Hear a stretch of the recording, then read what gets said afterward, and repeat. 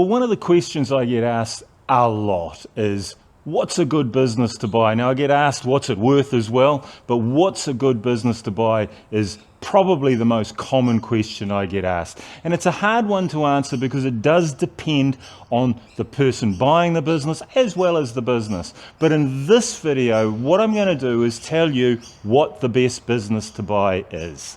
So how do you answer the question, what's a good business to buy? Well, here at ABC Business Sales, we've sold lots of businesses. So we asked our clients. Now, I've been selling businesses for almost 20 years, and whenever we do this survey, it pretty much comes back with the same answer. So this is what our clients tell us is a good business to buy. So clients want a proven track record of profit. They want to know that the business they're buying has made money and has made money for a good deal of time. So they want good track record, proven profit over maybe 3 or 4 years, showing consistent growth and consistent profits. But there's more to it than just that. So strong and consistent profits, well, they're great over time. But you've got to make sure that it is running ahead of inflation. There's no point buying a business that's showing 3% growth if inflation is 4%.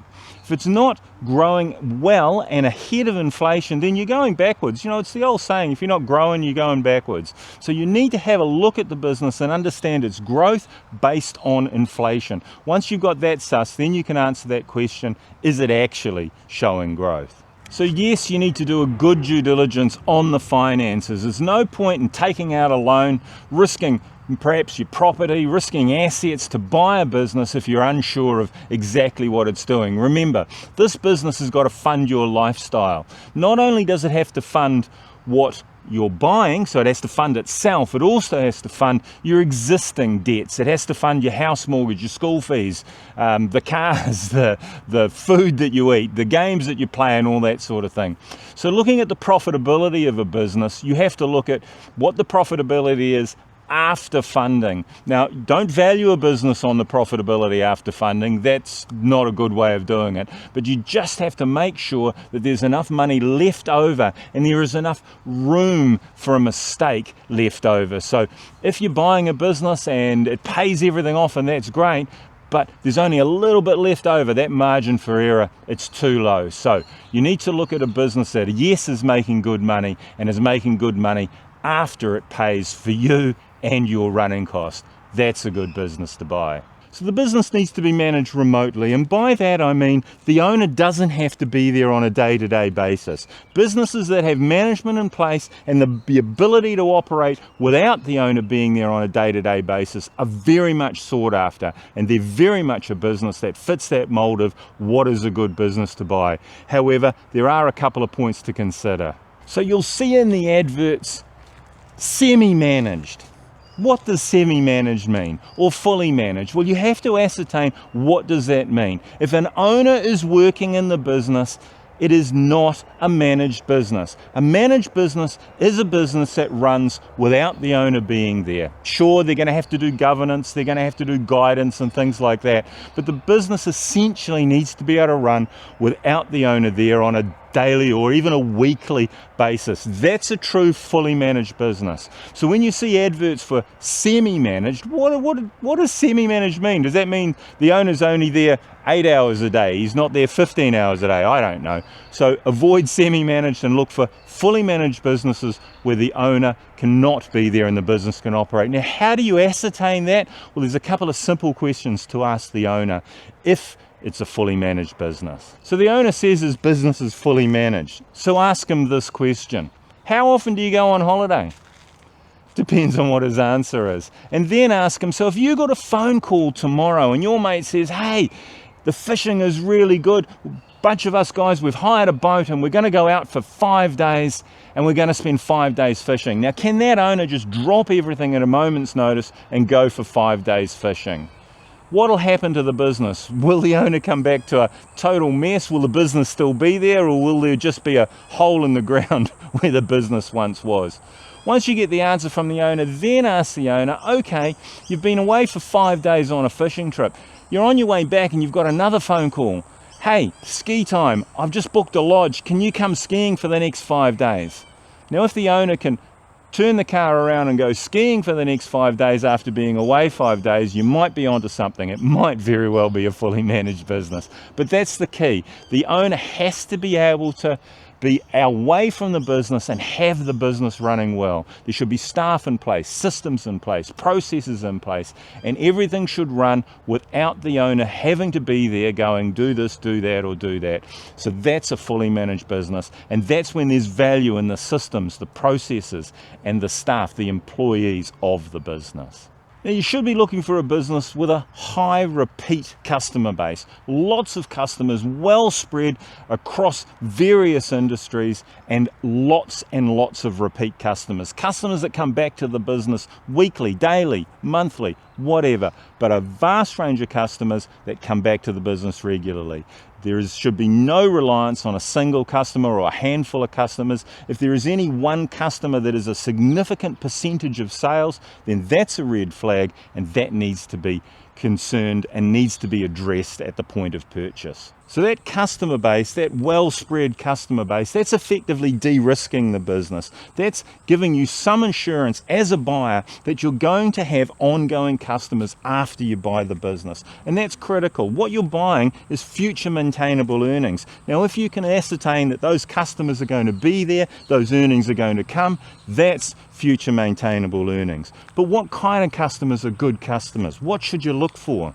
If you can look for contracted customers, you know the sort. Think about Netflix, think about Microsoft, think about subscription-based businesses. Now, that's where a customer pays a set amount a month, every month, in return for a product or a service. So those customers are gold. That contracted revenue is something that you should look for. So contracted revenue, that's the other kind of revenue that you need to look for. Maybe it's maintenance contracts, maybe it's ongoing service contracts.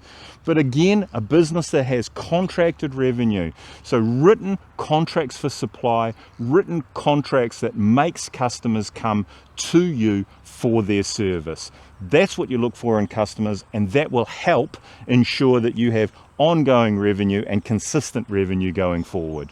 So if you're enjoying this video and getting something out of it, and I certainly hope you are, there's a button designed just for people like yourselves. It's called the like button. It's just down there. It looks like that. Just give it a click.